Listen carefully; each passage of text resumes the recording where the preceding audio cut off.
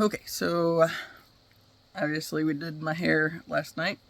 I don't know what's happening with my bang situation, the part up here. There's a bunch of them that are pinned back because I talked about when my hair broke, but whatever, is what it is. It's just kind of funky today. But I said something that I wouldn't have previously braved it up to do, I guess, if you want to call it that. So yesterday, my mom helped me with my hair, and of course that's her opportunity to try to nose in and figure out what's going on with me and all this stuff. And at one point, we were talking about me finding things to sell and having things posted online, because I was supposed to meet up with somebody last night to sell some things, and I did. Got $75 out of that. So yeah, so she made this comment of, sounds like it's about time to get a job. She said, I know it sucks, but we just, there's stuff that we have responsibilities or some shit. I don't remember what exactly she said. And I just said, I'm working on something, and left it at that. And she follows it up with, well, what are you working on? I said, don't worry about it. And she says, what did she say? Why don't you want me to know what you're doing? Or something to that effect. And I said, because you crush dreams. Oh, crash dreams. I meant to say crush dreams, and for some reason when I said it, it just came out crash. It's like, she just went quiet. And she didn't stay quiet for long, don't worry. She doesn't have that kind of ability to go inward and think about what I actually said and what it actually meant. That narcissism thing doesn't really allow for that. So she gave it a couple minutes, and then she turned the subject to something else, and I think it was at some point she was talking about shit with my grandfather again, and I was not biting. It's yeah, no. And another point, she kept trying to drag me into the sad, disappointing, or depressing kind of conversations. Okay, normally we'll watch a movie, or I'll watch a movie while she's doing my hair, and it's something that she doesn't really care about, but she'll listen to it. And my dad was in there and got sidetracked, or he was listening to something, and then he fell asleep, and it's well, I don't want to listen to him snore. So I found just this random 80s playlist. It's 80s top hits or something. And so we were listening to that. And she's like, oh, good idea. And we're going through, and at one point, Whitney Houston's I Want to Dance with Somebody comes on. And she chimes in with how sad that story, or how sad that situation, and, for the daughter to die just like her mother, and naked in a bathtub and all this stuff. It's she just kept throwing random things out there, and I ignored it because I don't want to get pulled into that's what my family does.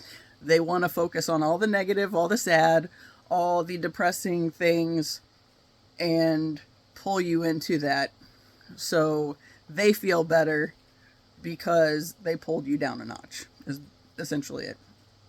That's I just ignored it. And then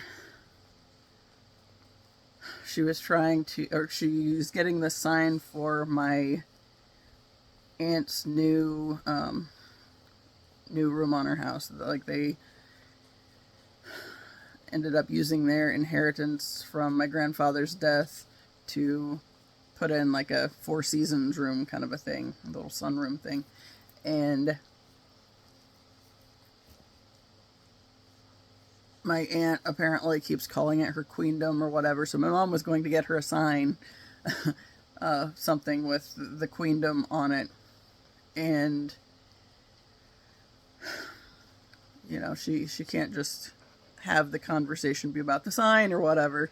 She got to go into how sad it is that this lady is dying of cancer, and she doesn't have any hair, and all this stuff. It's yep, not biting. Because it's as soon as you engage, she pulls you back down into her shit. And it's like, it is just better to not engage. And I was proud of myself for actually telling her that she crashes dreams or whatever, but normally I would have sent my brother the I think he calls it the emotionless emoji. That's the one with the lines for the eyes and then the straight line for the mouth. That's kind of our code for the parents are being a pain in the ass. One of us sends it, the other kind of usually responds with the same thing, and then, we'll go into the story about what's going on most recently. And I told him about that last night. Almost forgot about it because I didn't do it while she was working on my hair because I figured she would be trying to look and see what I was doing. And she doesn't need to know.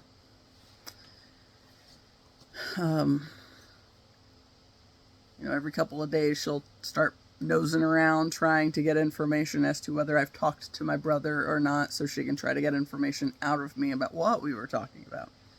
And frequently it's Gracie's school and she's talking about, basically how she just knows that they're too stupid to give a shit about getting the kid there all the time. She's going to a private school since that her mom works at it. And HR. I'm not a big fan of the whole thing because it's a church. And you know how I feel about church.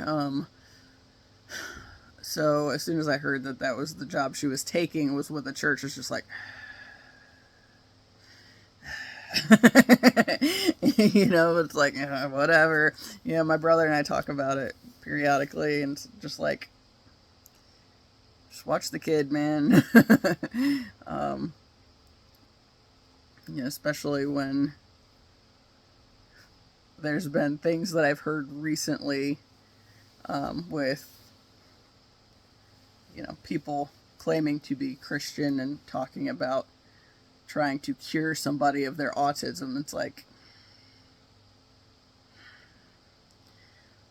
honestly, I think that child being autistic is the best thing that could have happened to her in this family because she doesn't respond the way that my brother and I did. So whereas we got pulled into the drama and, we literally had so much of our lives just wrapped up in people sucking the life out of us as much as they possibly could and bringing us into their misery and their all their bullshit. And it wasn't until I was in my 40s that I started figuring out what was going on, and then I started talking to him about it, and then he started noticing it, and it's like, so we started stepping back and pulling our energy back and not engaging with them. It's like, it is amazing how much more peaceful it is, just that little bit of not engaging and not allowing them to pull us into their shit. It is difficult sometimes, but it has been very much worth it. And I've said many times on here that I'm pretty sure the universe is going to keep having things come up with my mom to continue making sure I'm still moving in the direction of getting the fuck up out of here. And yeah. I don't know what's going on with this today. If I use a headband for any reason, it makes it that much worse, and then they don't go where they're supposed to. I didn't get them dried very well last night because the hairdryer was doing something funky.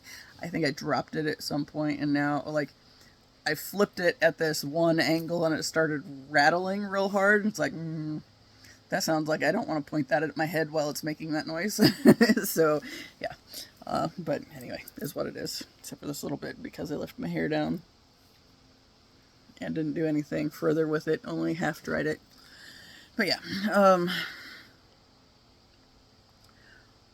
I just got back a little bit ago from my aunt's house because she wanted to have a party to show off the new room of the house and also to celebrate Daddy's heavenly birthday.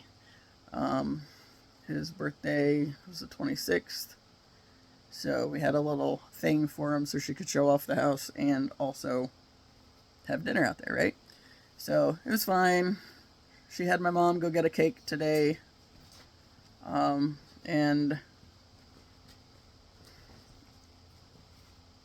when I barely got ready this morning. Okay, so I've talked about how the universe has all sorts of ways of getting me money that I expected or didn't expect, right? So one of the things that came up last night was, okay, so yesterday I went over to potty their dog while they went to Lafayette for a friend's daughter's baptism. And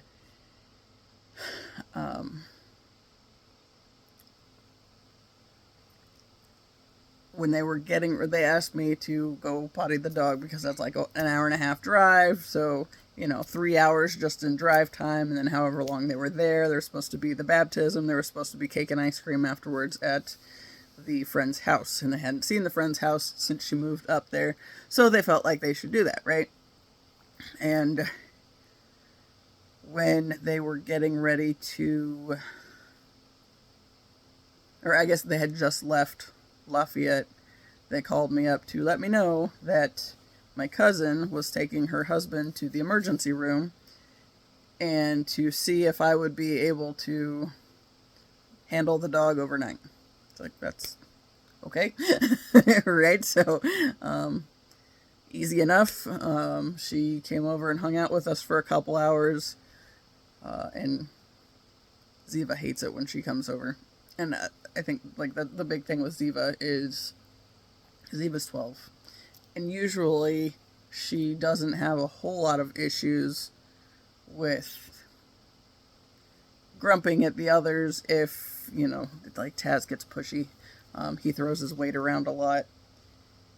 She and Gidge will occasionally growl at each other. Usually if one of them gets too close to me when the other was wanting attention or getting attention. And then it's a whole thing until I walk away. But otherwise, there's not a whole lot of issues within the pack dynamic. When we added Piper in, because she's the rescue, she's not a threat. She's 4. She's a bit more mellow than a puppy. But every time the puppy is around, Ziva's just like, she starts sulking. It's like, yeah. And I feel bad because that one's, she's my baby. She's been with me through a lot. She is 12-year-old Kelpie, and I've told her for a long time, like, okay, after we got her, when she was, wild and crazy, because she was, I saw a thing that was talking about the world's oldest dog at the time. And there were actually 2 different stories. One of them, I don't know if it was the Kelpie or the healer. One of them was like 29 or 30, but because they didn't have the paperwork to prove it, they, just bought her off somebody. They wouldn't put her in the Guinness Book of World Records or whatever. But then the other one, because I don't know if Maggie was the Kelpie or the healer, and I don't remember if she was the one that was 29 or 30, but there was there was one that was in the book that was way up there and was a blue healer, and then the other one was an Australian Kelpie. But like I said, I don't remember which one was actually in the book and which one didn't make it in the book, but her owners had her for a long-ass time, right? But I used to tell her a lot that she has to make it to 30. It's like at least 15.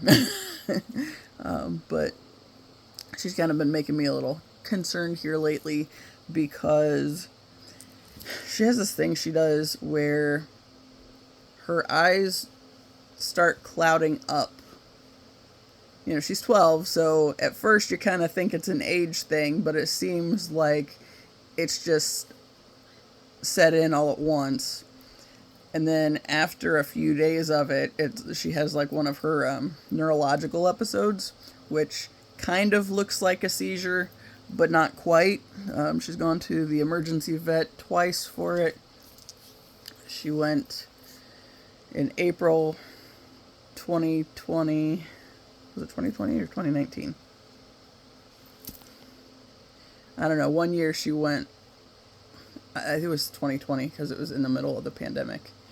But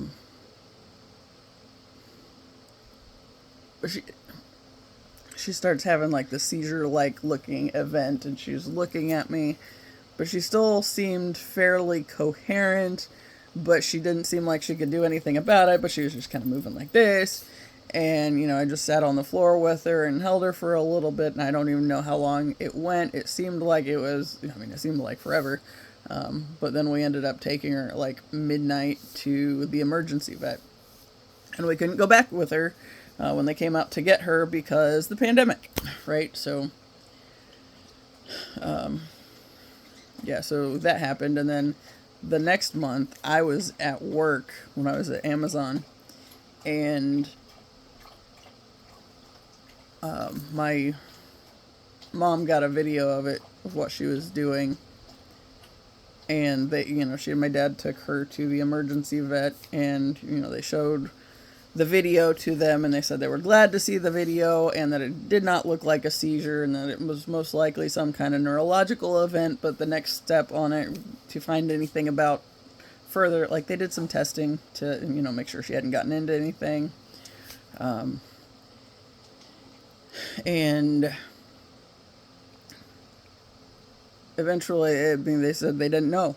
They said further, or to really know for sure, the next step would be they could let us consult with a neurologist. They could hook us up with one there. And it's like, she doesn't do it that often. Like, at that point, she had like 3 episodes. The first, wanting to say, she was like a year and a half old.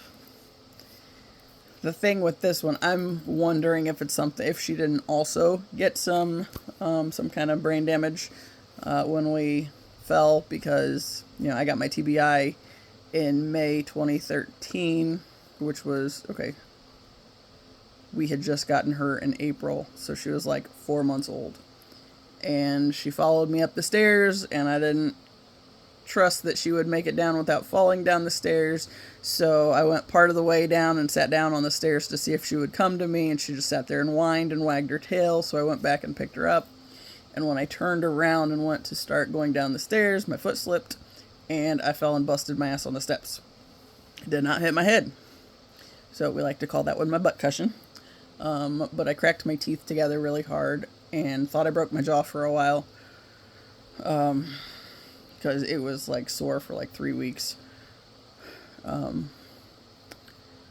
I got damage from it. And of course, after it happened, I was trying to, you know, kind of go through a list of like what happened, what is hurting right now, how did I hit, how did I land, what happened, or what, you know, what's going on, because I was sitting there and everything was like black and starry, and I was like, all right, you know, so I'm thinking about, you know, like how my hand, I had my hand on the banister, so probably softened the blow a little bit, but, you know, like when I hit my wrist on the banister, so I was like processing through that. It's like, all right, so I hit my wrist, and, you know, what else is sore, and then it's like, oh, fuck, the dog, because the dog was under my arm, and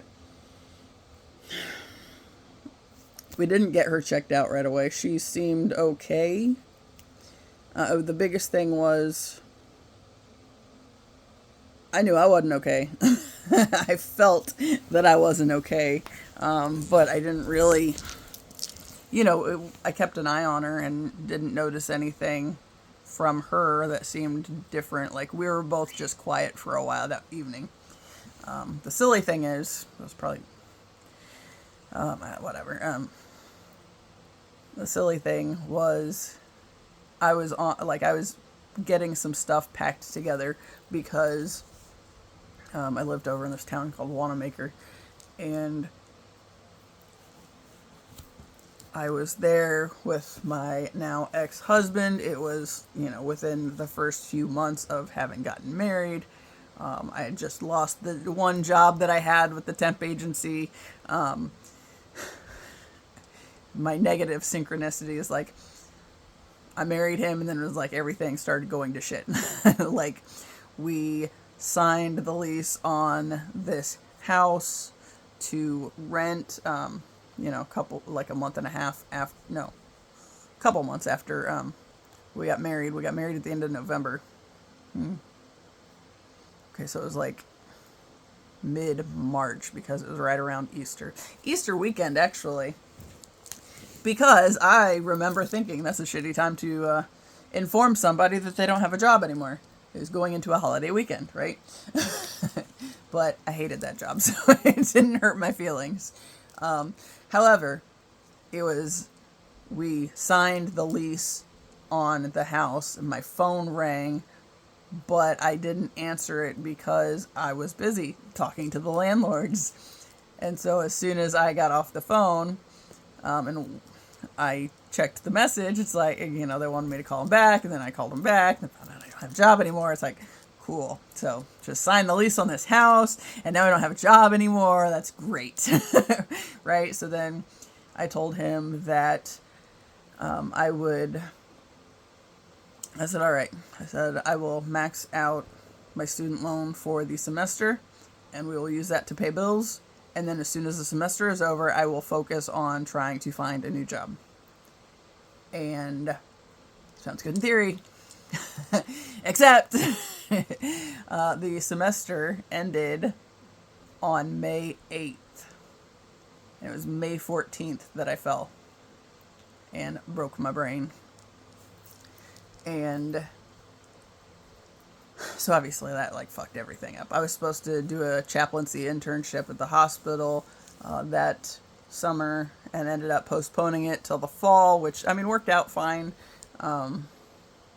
But yeah, I was just in a cloud for a while. It's like, the silly thing is, I did have one job interview. It was for a waitressing job or something, and I still went to it. It's like, I should not be here. It's because I'm listening to myself talk to the guy that was interviewing me, and I sounded drunk.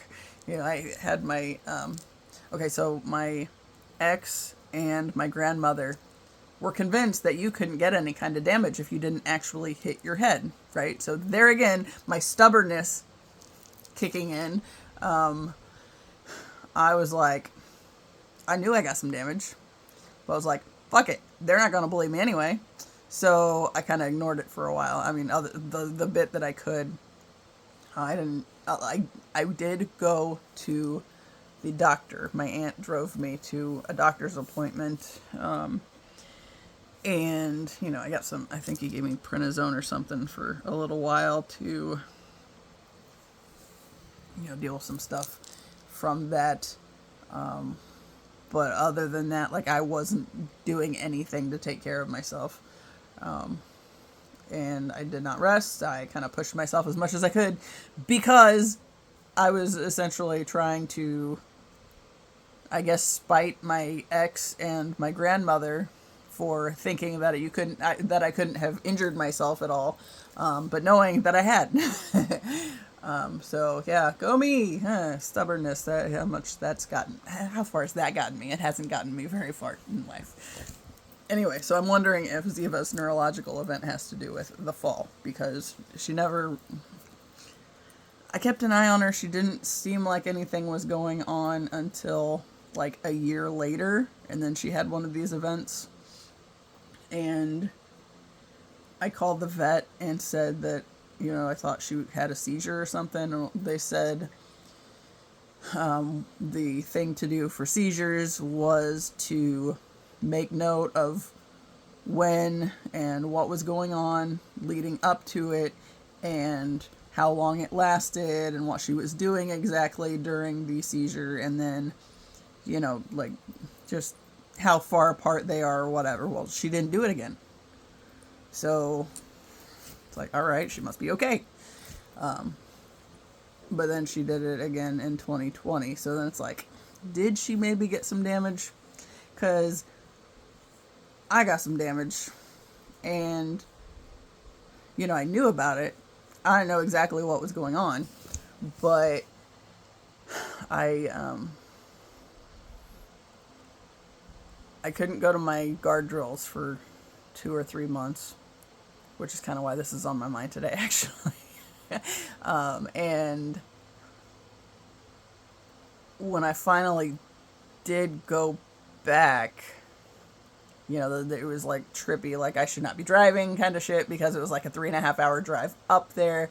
And at one point it was like in the winter, this is like several months later, I was driving and it was really snowy, and like I was like struggling to stay awake. It was just kind of like I just felt myself doing this. It's like, this is a really bad time to be doing this, and I should not be driving at all.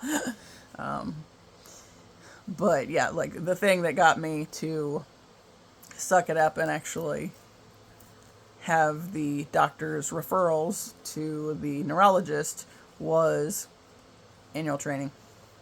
My 2 weeks in the summer. I was at Camp Atterbury, which was like 45 minutes from my house, so they let me just meet them there. And all was fine and dandy. Of course, I didn't get to do the fun stuff that year.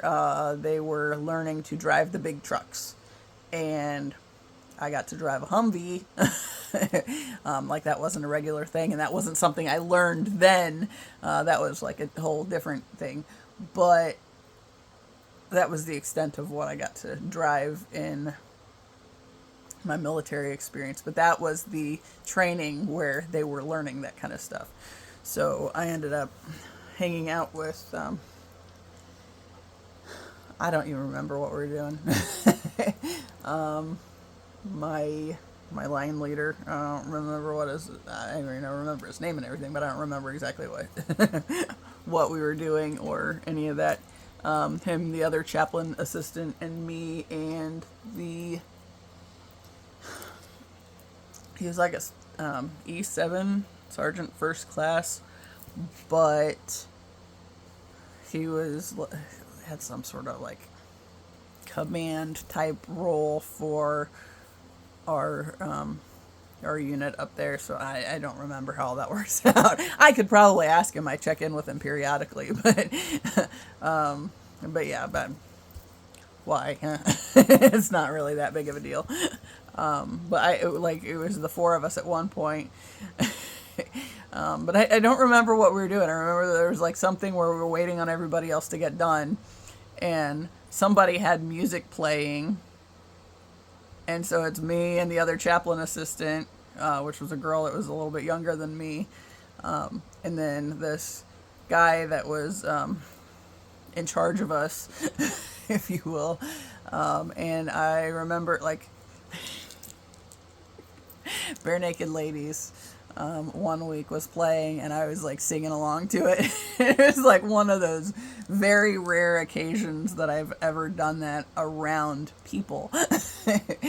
And they were impressed because I was like keeping up with most of it and all this stuff. But yeah, it was just a silly little thing. Anyway, that had no relevance to the story anyway, or at all. It's just something I randomly thought of. But when it was time to get ready to go back, you know, the unit's in Michigan City, and so we're at Camp Atterbury in Edinburgh, and we were getting the trucks ready to go back, right, for their long-ass haul up to Michigan City, and I didn't have to drive that this time. But I still had to help get the trucks ready, so I'm going out to help with the trucks. And it's me and these 2 younger girls. And, you know, we're kind of laughing and joking and having a good time. And on the way out there, of course, it's going to be a good time where it's got to be, like, at least somewhat embarrassing, right? There's, like, this group of, like, 20 NCOs or whatever, so non-commissioned officers that are just hanging out in this area, and we're walking past them. Nobody's paying attention to anybody. And then, we're kind of, laughing amongst ourselves, and then all at once, my foot hits a rock. I didn't trip on the rock. I remember my foot hit a rock, and I fell in front of all these NCOs. It's like, oh, how embarrassing. Right? So, of course, the girls that I'm walking with are like freaking out, and it's like, yeah, okay. So, we all went back the other way, and they like told the the leaders what happened, and I went to where the other chaplain assistant was, because she had some kind of like secretarial type role for that 2-week span. And I went and sat behind her desk, and I just cried because I had no idea what was going on. It's like, fuck, what's happening? It's like, that was really embarrassing because like there's all these people that are watching it, and then this thing happens, and it's like, And then, I decided that at that point that I should probably go ahead and have the appointment with the neurologist. So I did. And when I went to the neurologist, of course, he sets me up for all this testing, and there's like, one is like a sleep study with my brain all hooked up to the things, and then there was a whole bunch of testing and a whole bunch of my head being hooked up to stuff. And when I went for the follow-up, I love this guy. He was just like, he's former Navy, so we had kind of this little bond over the military experience thing, and he's just in there, and he's like kind of bebopping along, he's this, he's wearing cowboy boots with a suit and all this stuff, so he's just like, I don't know, I liked him, but he sits down, he's looking through the paperwork, and he says, oh, and I took my mom that day because it was a follow-up, right? So she can figure out what's going on with me, too. So we sit down, and he's like, okay. He said, so how's work going for you? It's like, I said, so I don't have a job right now. I'm in between, but, I'm going to, or I'm in grad school getting my master's degree. And he said, how's that going? It's like, I don't like the way you said that. That sounds very discouraging. And he said, or I said that, I said, it's rough. I said one of the things that was going on was, I would be talking to somebody, like, okay, for my chaplaincy internship, I would be having a conversation with one of the other chaplains.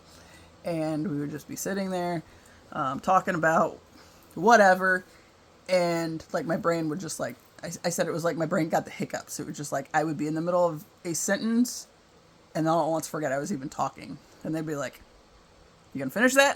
It's like, well, what? It's like, oh, did that again. Cool.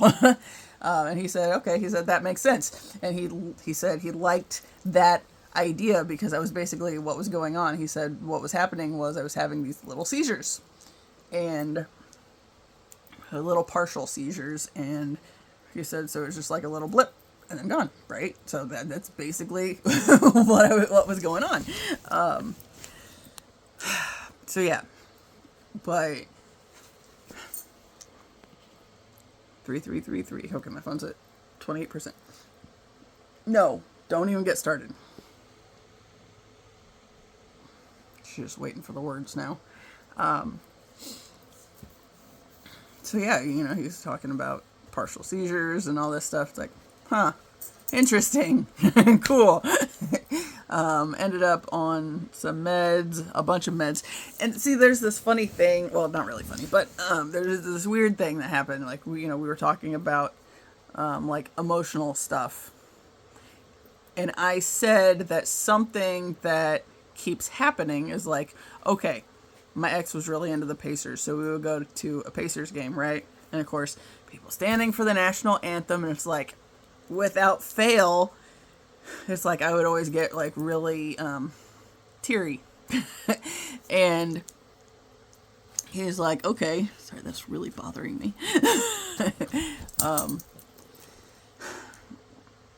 So he said there's this thing called pseudobulbar affect, something like that, and it was basically being emotional at not normal times. But here's the thing with that. That's always kind of something that I've done, and I think it did kind of amplify it. But I think the biggest part with it was just the fact that, I'm, kind of empathic and can kind of pick up on all these, like, crazy energies around me. So if I'm in a room full of thousands of people, it would make sense that I pick up on stuff that's not mine. Right? But I didn't know that was something that I was doing.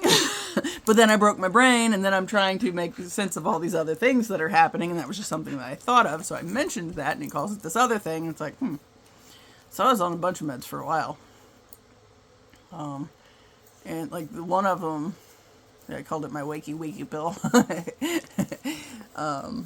I don't remember what it was, but it was something because I was struggling to stay awake, especially when driving, and that wasn't a good thing, right?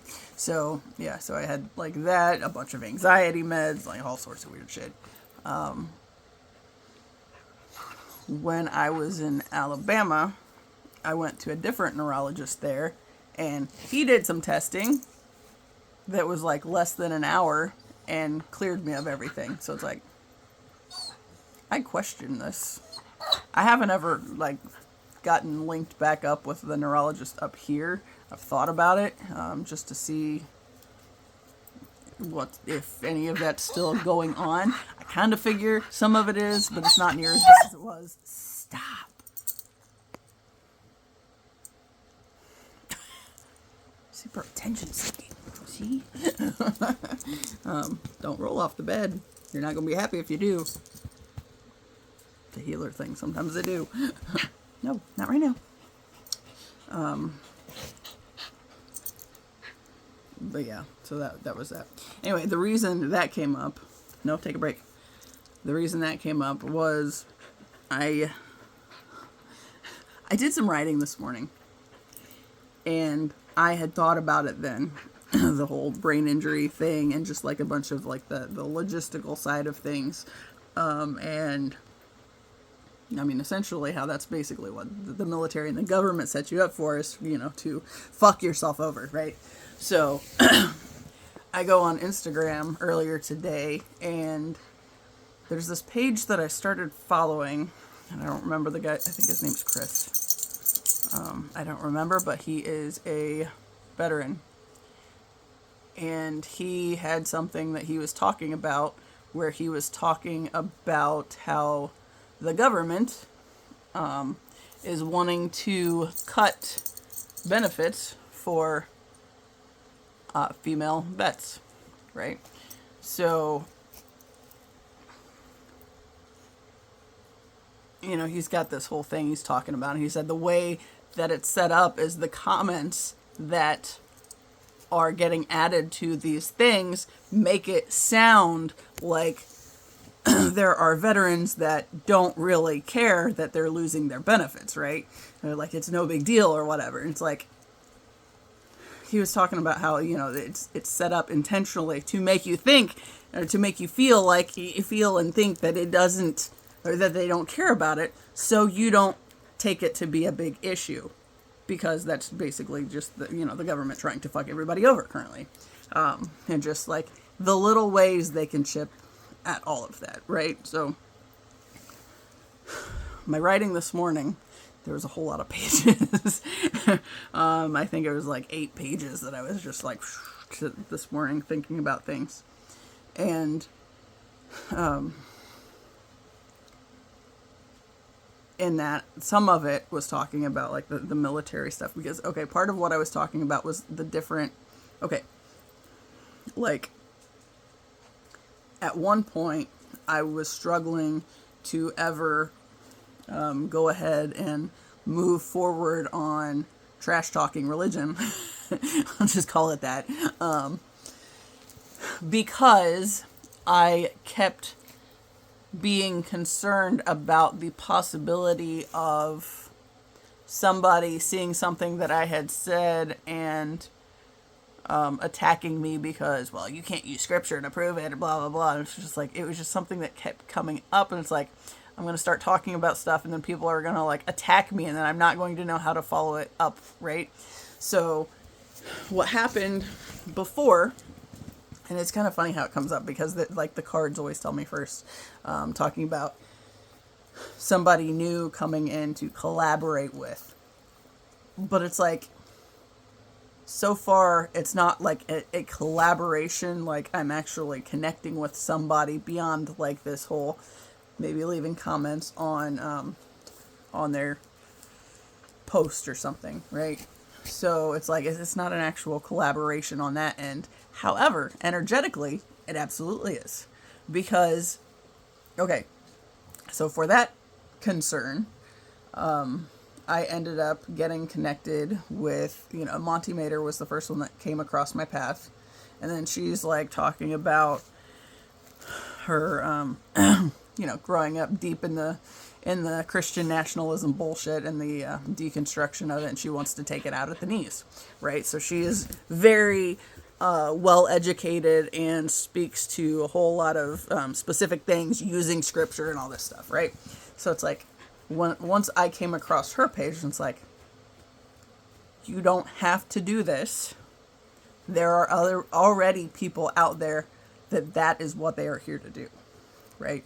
So, she was one, and then Berecker and this J Bricks art page, those two are both former pastors, and, they've deconstructed and they use scripture a whole lot to refute the big mouthy asshole Christians that are like basically anti-Christ, because they're definitely not following Jesus' teachings. They're following religion and what religion told them, and they are doing because religion told them they have to do this. So they are fitting into that mindset, that way of being, and attacking people from that space, right? So it's like, I found 3 people that I started following like that were very much into using scripture to refute the shitty things that were being said, right? So it's like, okay, so it's like, I can breathe because I know that is not what I'm meant to do. They do that and they do it beautifully. But that's not something I've ever been able to do. And, I've talked about how when I got the TBI, I talked to somebody in my class at Interpath a while back, and I talked about seminary and then the TBI and, the whole thing. And I don't remember exactly how it got brought up, but she asked me something about my seminary experience or something, and I said, or the TBI. I don't remember what she asked me about. Something relevant, damn it. And I said, or I think she wanted to know how it affected me in the seminary environment. And I said, basically, I really struggle on a lot of things with it because it was like the TBI was a means of, stopping me in my tracks on being able to just go along with the conditioning that had been enforced on me like my entire life, right? So it's like, there's, they're driving across the yard. Damn. Might have to go outside or might have to leave. I don't know. But yeah, she asked how it had affected me. And I said, I feel like the biggest thing it did for me was it made it so I could not just blindly accept the shit that I was realizing was shit. Right? So it's like there was a part, I don't remember what class I was in, where we were talking about, we had this one specific Bible that we had to have for all of our classes, where it had very descriptive footnotes, extensive ones, and one of them was the story of the woman at the well, and the footnote said that this story wasn't in most translations until a few hundred years later. It's like, okay, so this story is one that I have heard many times used to beat people over the head, right? That, you know, the woman at the well, you know, she's this like horrible sinner and blah, blah, blah. And, you know, Jesus is drawing in the sand or whatever. And, you know, the bit about let he who is without sin cast the first stone or whatever. I could be combining my stories, I'm not going to lie. But it was like, as soon as I saw that, it's like, this wasn't in most translations. It's like, then why the hell they put it there? And what was the motive? Especially considering how much it is used, or how much I've seen it used in my lifetime to attack people. It's like, so it's like, all at once, the alerts are going off, and it's like, something is fucked up here. You know, I started looking at everything through that lens. It's like, okay, so how much has all of this changed since it first got put together, right? It's like, despite the fact that it says you're not supposed to change anything in the book because it's God breathed, right? Or is that actually in there? Is that just something the pastors said? I don't really know. I'll pause this and figure out what I'm going to do and to finish this. But, Alright, so I could really probably do this at home anyway, but I'm going to vacate and go to the school and finish out there, because I got 45 minutes. I usually like to go to an hour and a half for some reason. So I'm going to go there so nobody interrupts, since they're starting to, you know, they're asking more and more questions anymore. But I'll return when I'm back there. Alright, so I'll be honest, I'm kind of surprised that they haven't ever come looking for me yet. But, whatever, they haven't, so I'm not going to knock it, and I'm just going to roll with it. And, so yeah, it's like, the biggest thing is like, the TBI just seemed to block me from being able to just accept things because of, you know, the conditioning that I had previously. It was like, when stuff started to stand out, it was like, there's something wrong here. And sometimes, you know, like in that story, I knew there was something wrong with the fact that, you know, it talks about how the story wasn't added in most versions until way later. So it's like, what is the purpose of adding such a story? You know, it's like, it's one that's been used to assault people time and time again with how terrible they are, right? So anyway, going back to the thing that led me that direction, part of what I was writing about, I was thinking about the different little groups like that have come up along the way. Like that one was specifically with the religiously oriented stuff. And it was like, I had this thing that I was dragging my feet on doing, because I've always kind of known that me mouthing off about religion was going to be a big part of it somehow. But I didn't trust myself, right? And then I was like, people are going to attack me because, hey, I've been one of those people, that kind of lashes out because you're not going along with the conditioning anymore, right? Luckily not much, but as far as, see, I don't know. I don't think my thing was so much lashing out of them at the way a lot of people do. I think it was more just questioning. Okay, the one that comes to mind the most clearest is when I was an undergrad. I was still in the dorm, and one of my friends that I had met in marching band my freshman year was this this guy. He was gay, and we were pretty. I really liked him. We had a couple classes together. We had like some obviously same interest type stuff, and we were both going to school for psychology and all this stuff. So it was like we had some things in common, and we really liked hanging out with each other and talking to each other. With him, I remember having the conversation because one of the groups that I was involved with was associated with the Southern Baptists, and I didn't agree with a lot of what some of them were saying. Like there was this one guy in particular that I really could not stand. But I remember he was that guy was like the one I didn't like, was kind of on the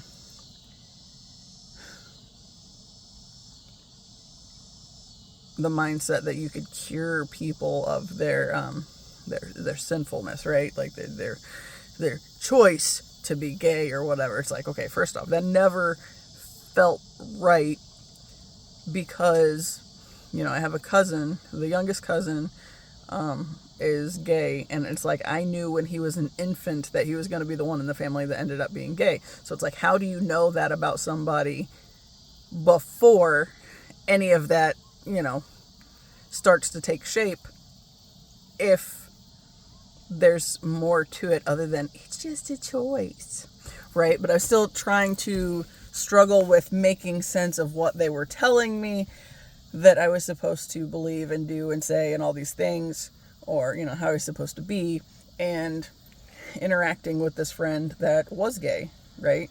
And, he talked a lot about his friend, and then he said one day his friend was coming to class, and I knew it was going to be, it was a boyfriend, even though he didn't acknowledge it as such, but it was a lecture hall class, and he came and joined us. That guy was awesome. There again, it was this big black dude, and, I've talked a lot on here lately about how, the things that I was learning when I was 8, it made me set this idea for my path that I could never date a black guy because I couldn't subject him to my family, basically, was the thing. And then that actually serving to mean there was a group of people that was somewhat safe for me to be around, because, right, like the white men in my experience, which of course this whole town was like primarily, very, very low numbers in diversity back then. And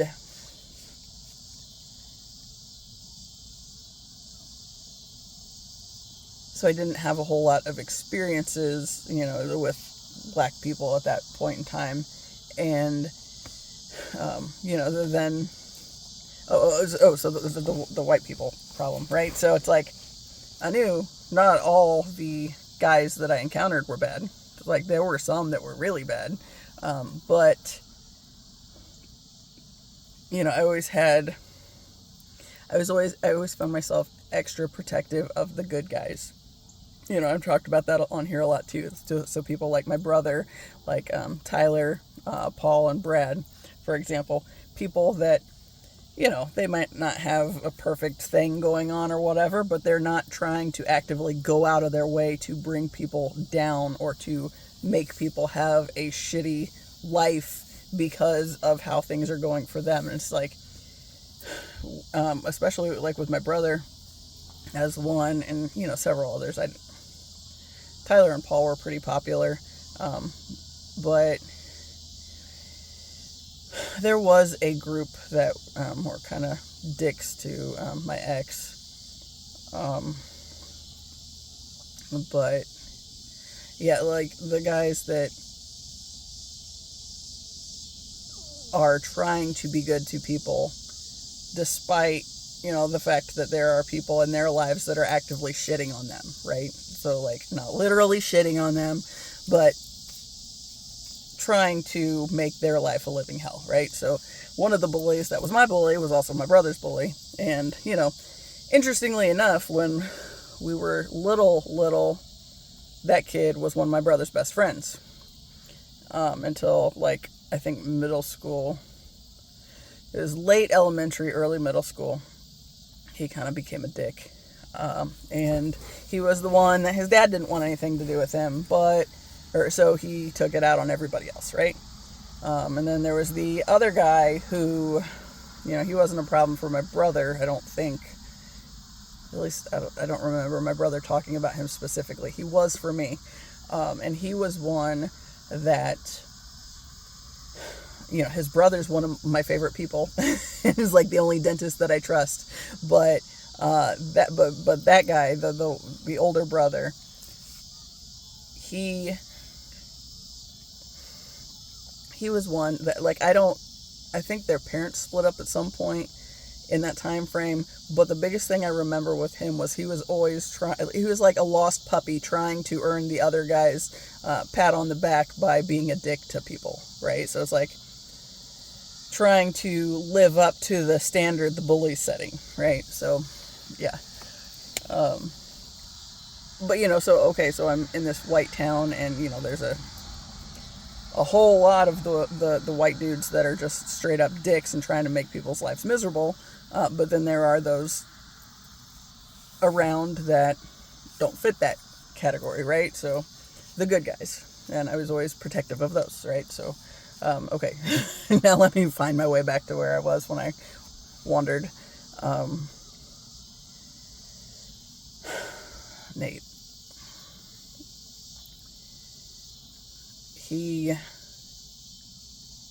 We had a lot of conversations about that, where I was trying to understand, but also coming from this place of being so very much conditioned to believe the shit that I was hearing.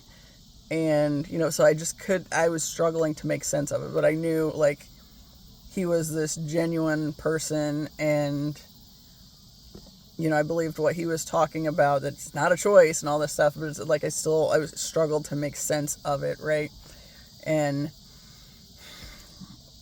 that whole situation makes me sad, because he's somebody that in 2011, he did commit suicide.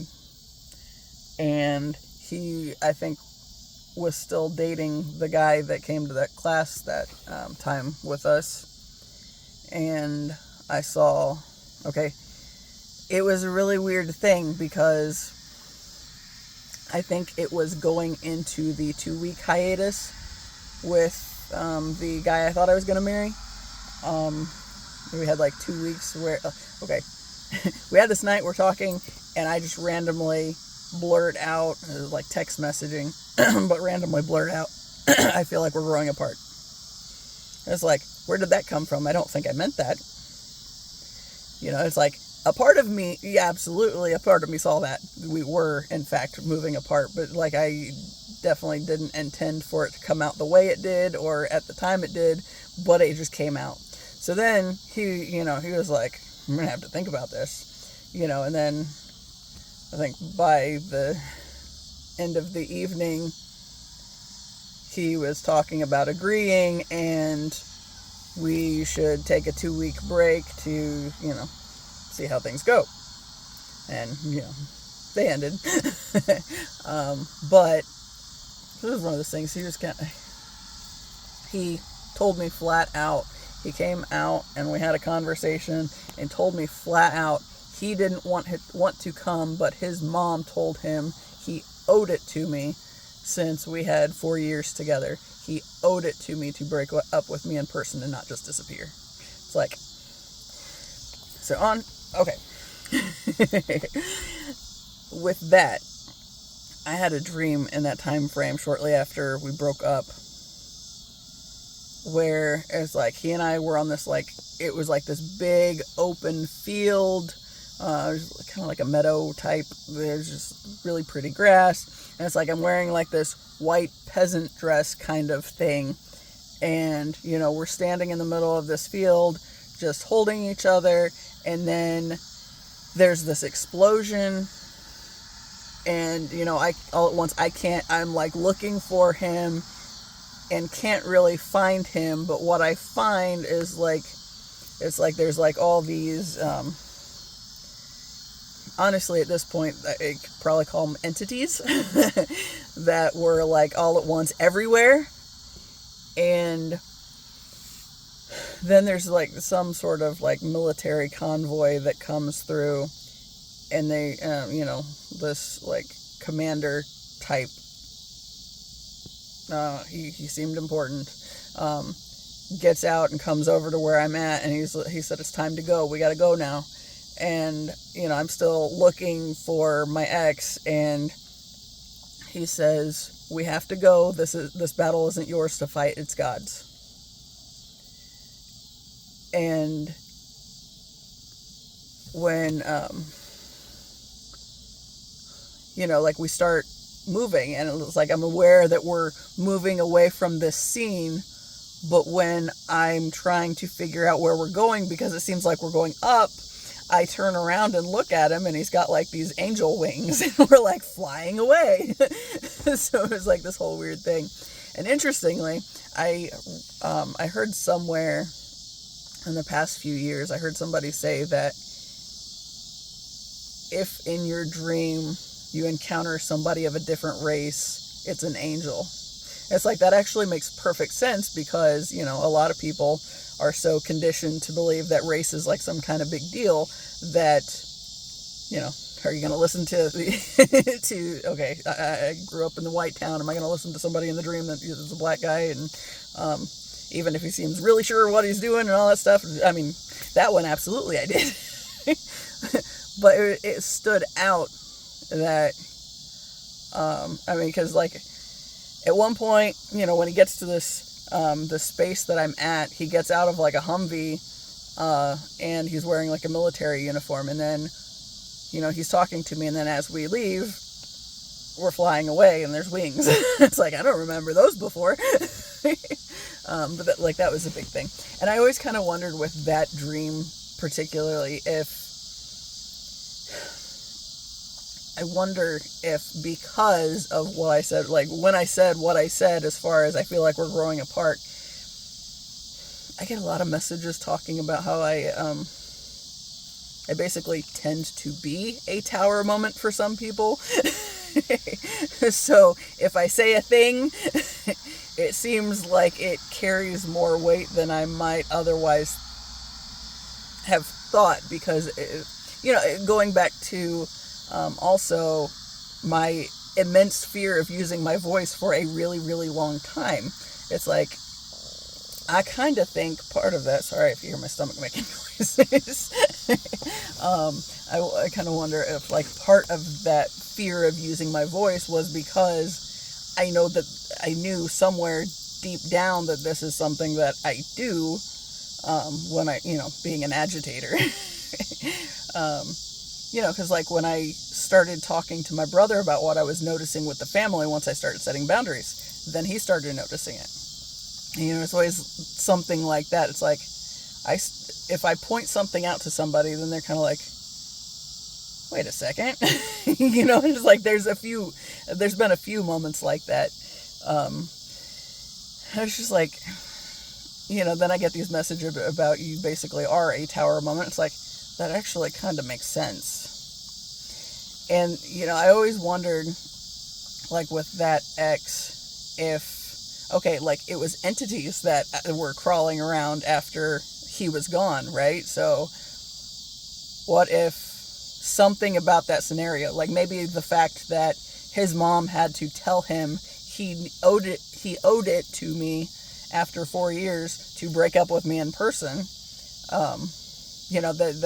that little bit of him trying to take the sketchy way out and just, disappear, because I had said something that bothered him. See, because that there you go, one of those moments, right? So I said it, and it was just kind of, I blurted it out, even though it was like text messaging. It was just, I don't know what came over me, but something came over me, and I just, like, blurted it out, and then next thing I know, that's, like, the end of the connection.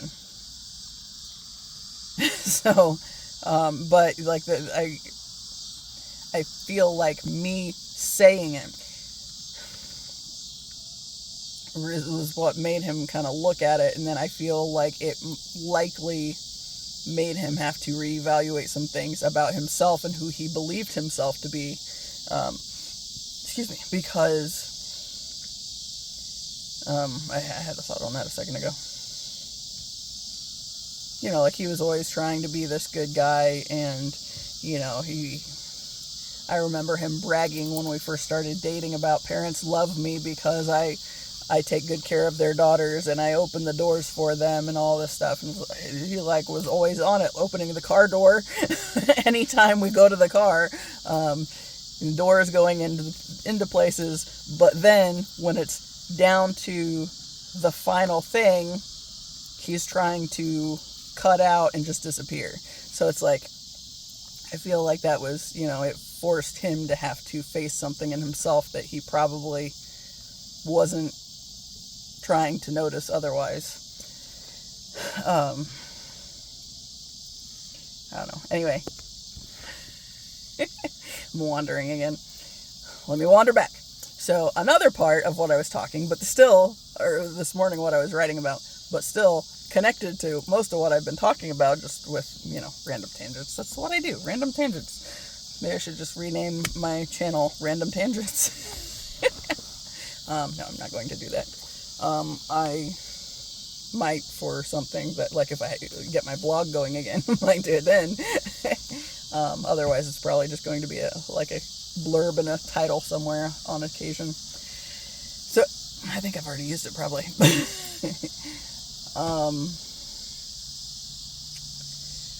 Okay.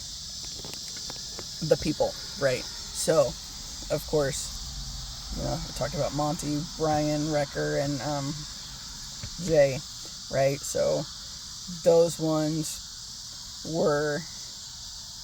they came across my path, and it was like the universe's way of saying, there are already people doing this thing that you're afraid of. That is not what you are here to do, right? So then it's like, okay, so then you don't have to worry about that. Somebody else already has it covered. And so then, like, I was, I don't know what the tangent went to. I do, but I don't. I don't remember the context of which I started talking about it from. But, you know, I started talking about the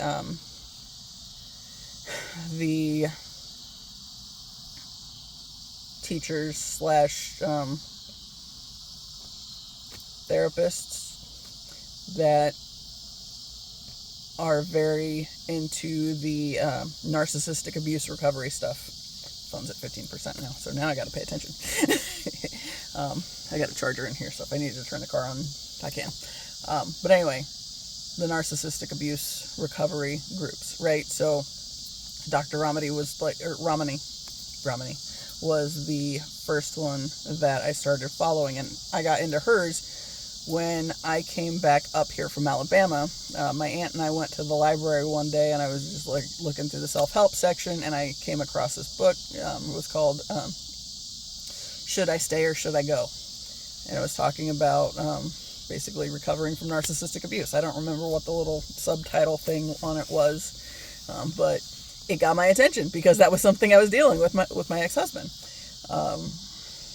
And so I read it then. And, you know, there were a couple groups on Facebook that I tried to follow for a little while that were narcissistic support group type things. But I got really aggravated with them because it seemed like they wanted to keep people locked in the victim mentality after having gone through this thing. It's like, this is a serious thing to have gone through, and it is very difficult to try to get out of it. And then, you know, when you've been gaslit by somebody for so many years, it's really difficult to trust yourself enough to follow through on the leaving and, like, the disconnection process. Like, that was the whole fucking thing in and of itself. And it's like, okay, when I left, after we moved down to Alabama, we moved into an apartment. And that was, I had maxed out my my one retirement fund to help us with the move and to get his truck ready for the move, right? And when we got there, it took a little while before I found a job. Then I ended up with 2 part-time jobs that both paid $9 an hour. He was making like $24 an hour, I think, when he started down at that job. And he refused to help me with my car payment. It's like fucking one of them, right? So since he wouldn't help me, I ended up calling the bank that I had the car loan through, and I said, would I be able to make like smaller payments, but like, you know, like $200 every 2 weeks instead of the $297 once a month, right? Would I be able to do? So basically $400 and have it count to the payment. And they said yes, but then it was no. And so I want to say I made like 6 of these little $200 payments in a row, and they still counted. They just like put it to the principal and did like that. Brain injury. I wasn't thinking that, you know, there was more to this. I was thinking the guy or whoever I talked to on the phone said, yes, I would be able to do that. So I did that. But then I ended up getting my car repoed because I didn't make a payment. It's like, cool. And because I had a whole lot of quit in me back then, I didn't try to fight it. I was just like, fuck it. You know, because everything in my life was showing me that fuck it was the answer. Because, you know, like, the negative synchronicities. I married my ex, and then we signed the lease on a house, and I lose my job within an hour of signing the lease on the house, right? So max out the student loan for the semester so we can pay the bills, and so I can contribute. And then I'm going to focus on finding a job once the semester's over.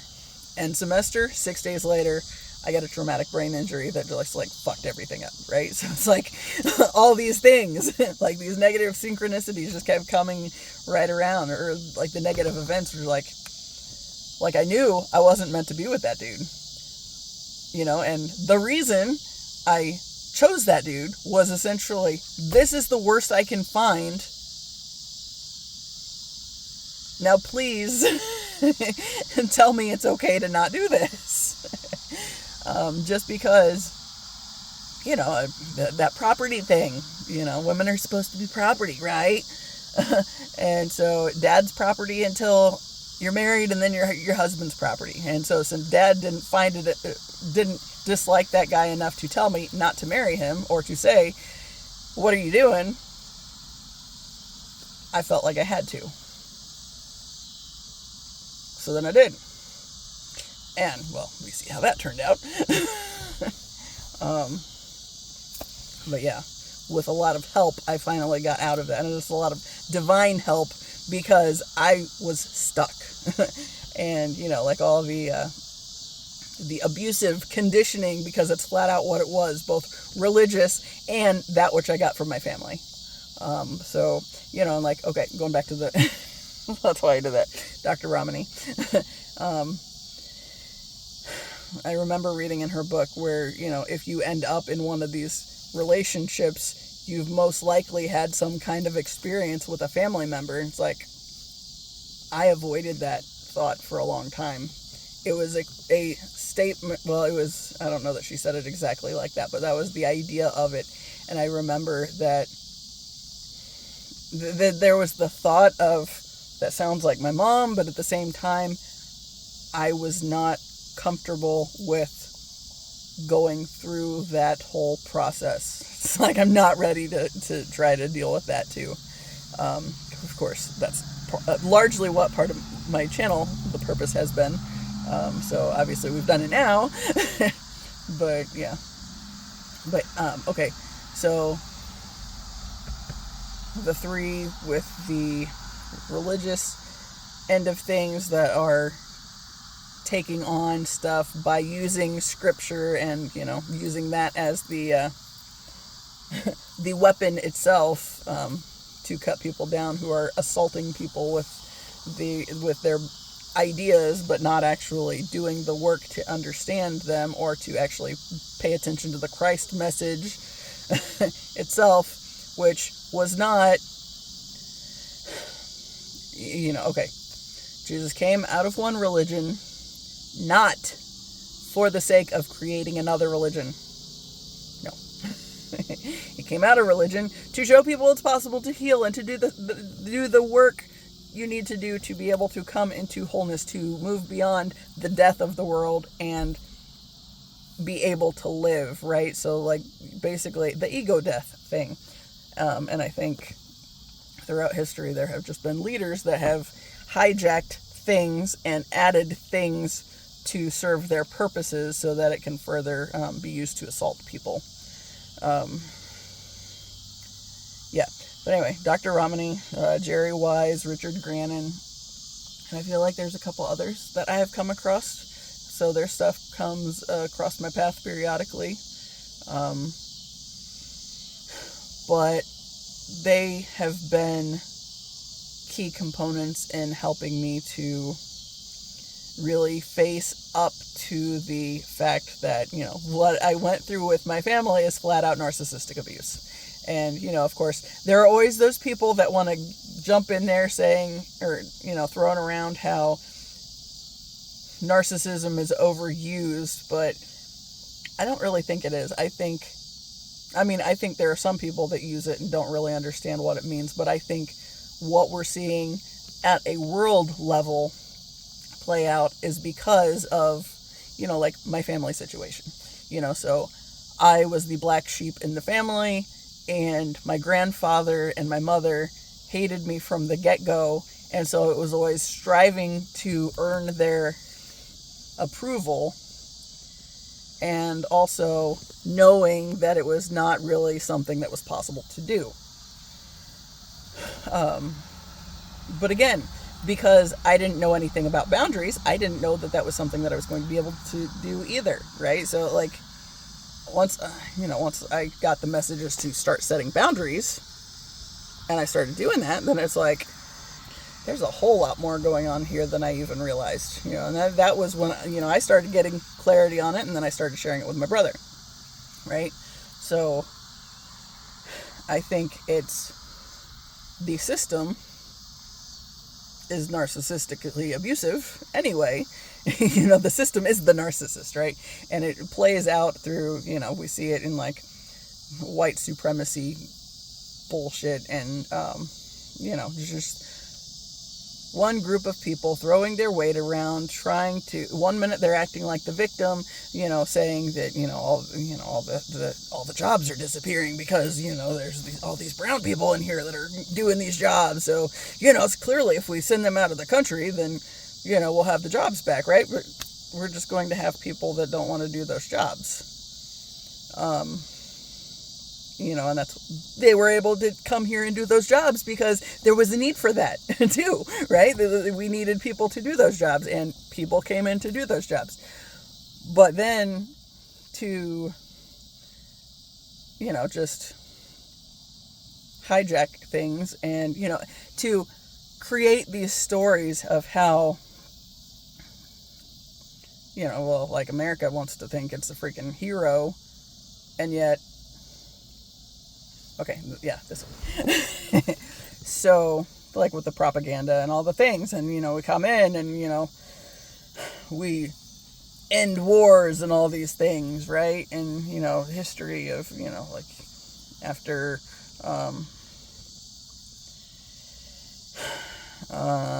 yeah, whatever, you know, like World War II and that stuff. Anyway, history is also not my strong suit. But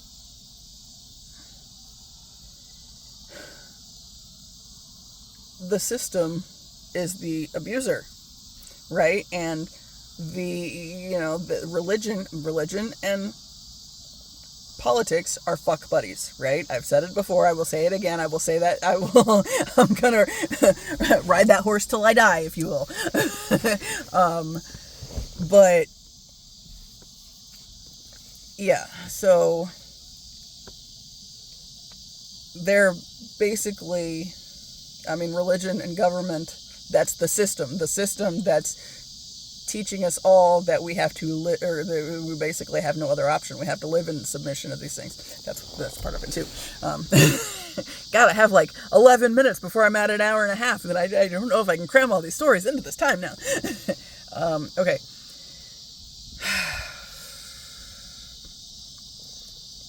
the head injury piece. Going back to, okay, talking about the different groups of people. So there was the group with the religious stuff. There like that's using scripture to like combat it. There's the group that is addressing the narcissistic abuse issues and healing from that. And then there's this other group that I've started finding and connecting with, following and paying attention to, and like sometimes commenting on, where it's veterans. And, one of them, the first of them was this USMCAngryVeteran, I think. There is USArmyOverlord, I think is his page. I like that dude. There's a couple of them that have their names. I'll find them and tag them, or like put their screen name on IG or whatever. But it's like these different groups that have been relevant for me, and groups that I've also been a part of, like so the military, and so the religious stuff, right? So these are two big groups that have been important in my life at some level, right? So of course, one of those was the reason that I was thinking. Well, I wrote about it, but then the thing he posted was talking about the female vets losing benefits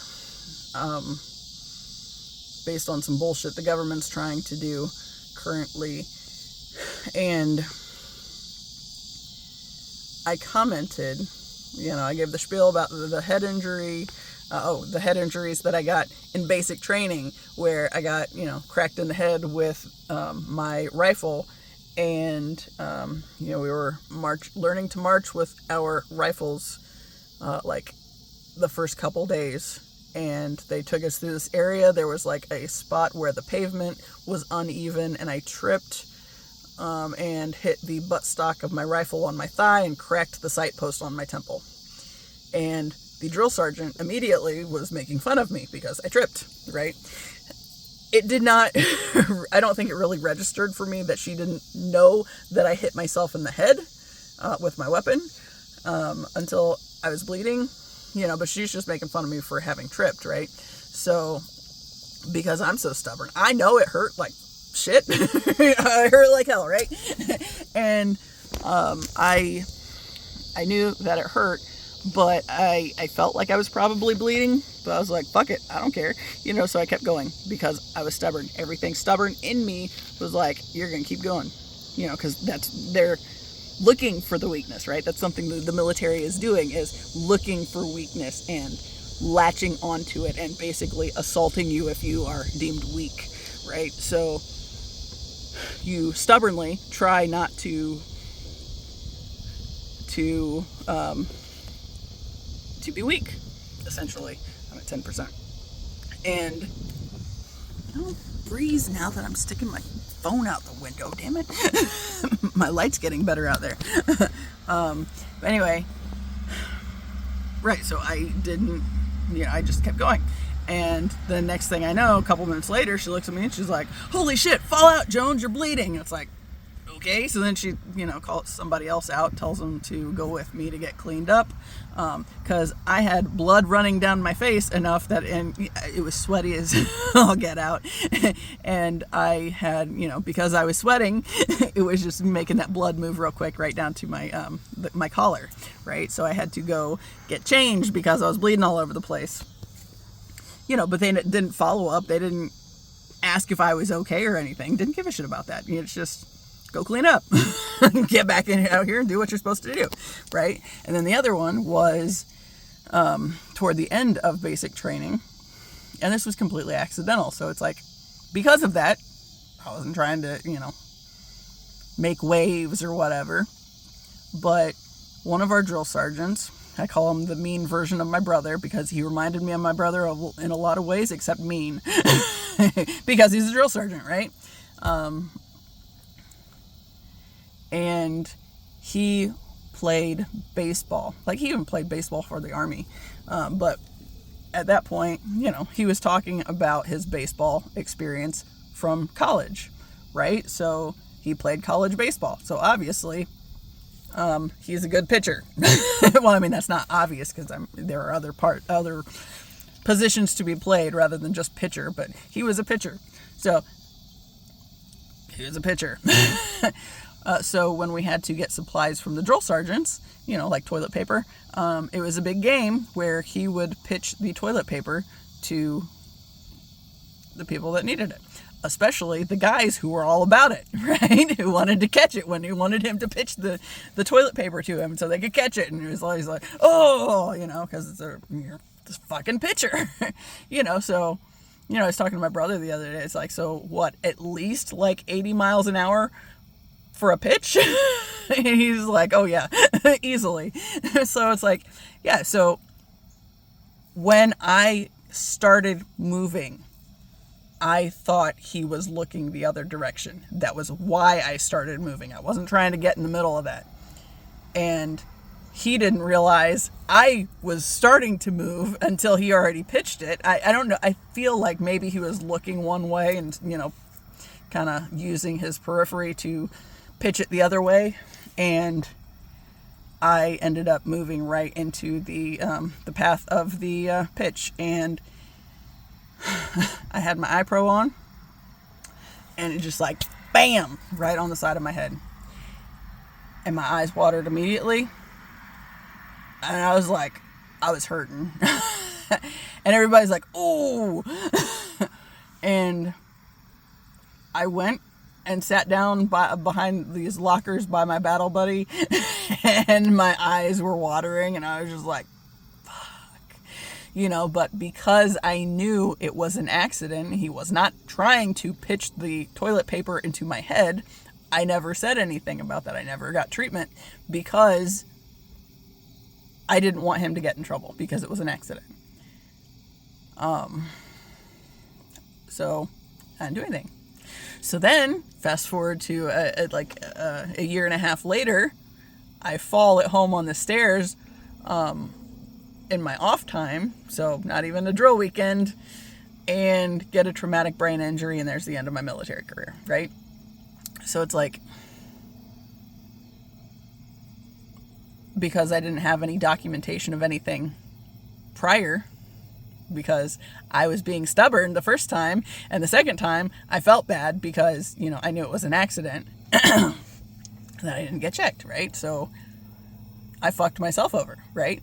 But anyway, on the post that I told that story, you know, the whole spiel, and then I was like, but that is exactly what that training is there to do. They count on your stubbornness, and you're trying to prove yourself, and so when they're mocking you and calling you weak and all of these things, they're counting on your stubbornness to try to prove that you aren't weak, you know, and that you can make it and you can do this thing, right? And basically the system, you know, the government, the government doesn't care about you. They, like the whole thing, I should probably plug this in before my phone poops out on me because I'm at 9%.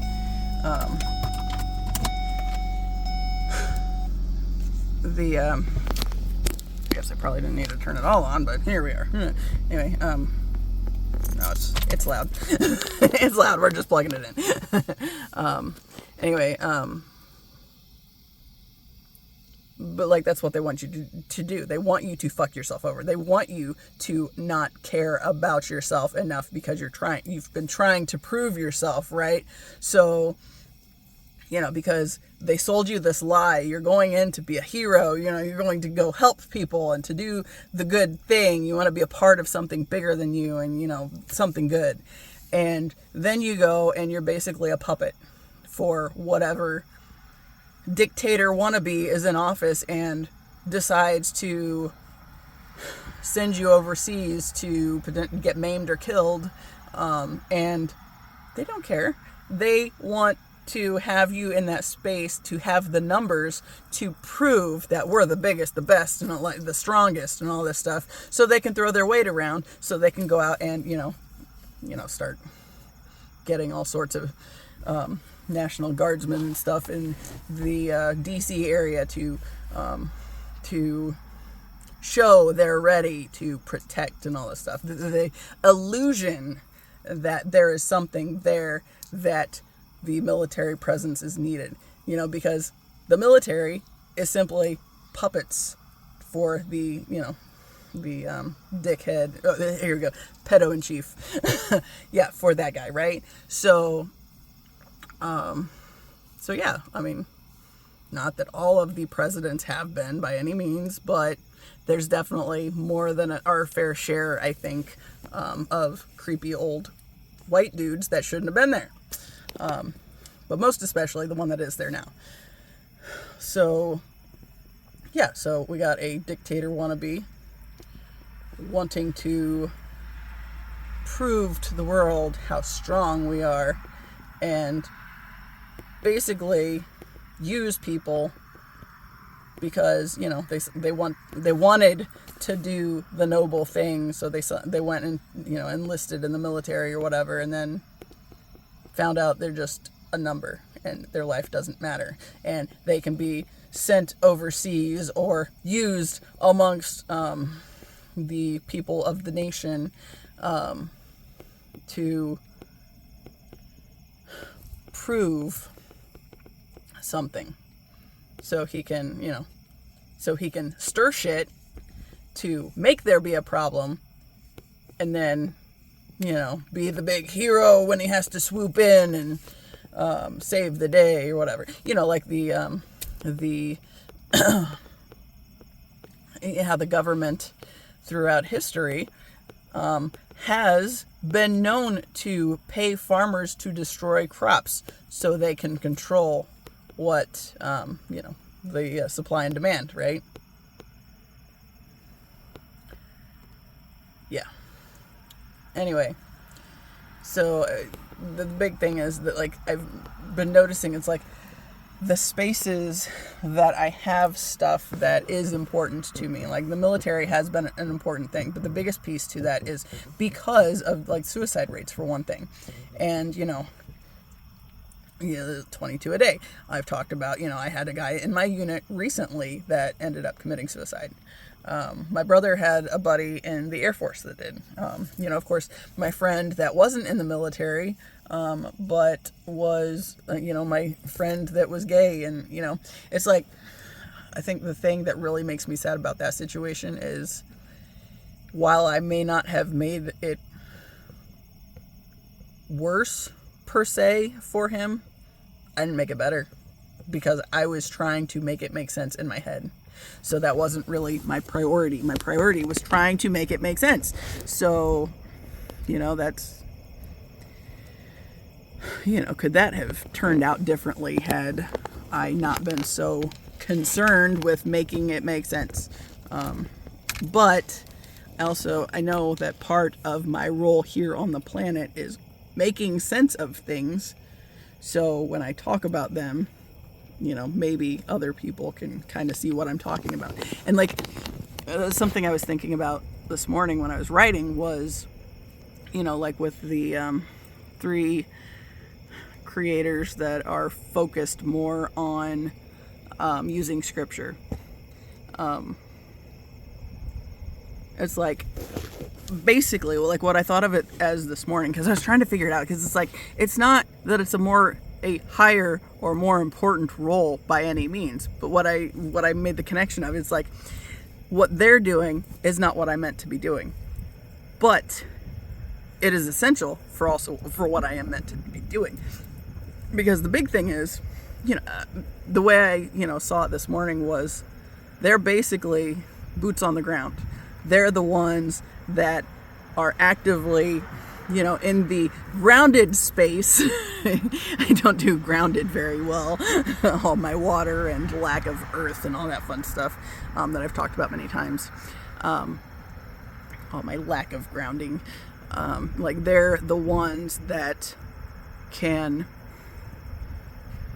really speak to people in the midst of the things, and using the things that that those people are using against other people, flipping it so, it's, basically, the mirror. If you accuse somebody of, be careful of what you accuse somebody of, because, or what you judge somebody for, because you will be judged by that. So if you're judging somebody, you're going to have the same kind of shit that ends up playing out in your life to some degree. It might not look exactly the same, but if you really look at what's going on at a deeper level, it's the same thing. But anyway, right, so like, they're more like the boots on the ground kind of level. They're like in there among the people talking about the things, right? And it's like, I'm still kind of separated, trying to make sense of it. It's like, it's definitely not better. It's definitely not above or anything like that. But what it is it's more zoomed out, right? So it's like, the perspective that I have on things is I'm able to see it from a different level. Like, okay, like especially with, okay, so I think it was Aaron Dowdy I've heard talking about it. I know he's not the only one that has talked about it, but he's one that I've heard talk of it. He says that, if the trauma that you go through in your early years, basically you end up kind of disassociating from your body, right? So you're kind of operating from this more high alert space and trying to find all the ways that something could go wrong, and to make sure to avoid those things so you're not further traumatized by these things that are happening, right? So it's like a more zoomed out perspective, less attached to the body. So, which is why it's so important for me to do the skating and the running, to get back into my body. Because otherwise it can be very difficult. But yeah, like, it's my perspective, the one that I'm supposed to have and be operating from in this space, is a little more zoomed back, because there are more pieces that I'm trying to weave together and make sense of. Hopefully that makes sense. I have another video that I'm going to do. I'm hopefully, maybe I'll talk about it tomorrow. But been having a lot of thoughts that are all about penetration. And I've been making like weird ass connections here lately, and it's making me laugh a lot. But okay, the gist of it. Okay, so basically, I've talked about like the energetic cords a lot. And how like all the toxic connections exist to suck the life out of us, so they can, like the government, do what they want, right? And we just go along with it because we don't know any better. But because they're sucking the energy out of us and preventing us from being able to have lives, like, this is something, like, there's a whole lot to this too. But anyway, I had this thought the other day. So it's like, basically the pedo in chief. So I mean, we already know he likes little girls, for one thing, at least 14-year-olds, right? And I think I saw something where he's wanting to get the marriage age reduced to 14. So old creepy men could marry actual children again. Yeah, that's fucked up. But when I was thinking about this, I was thinking about, the government and religion sets it up so, make sure my phone's still charging. Yes, okay.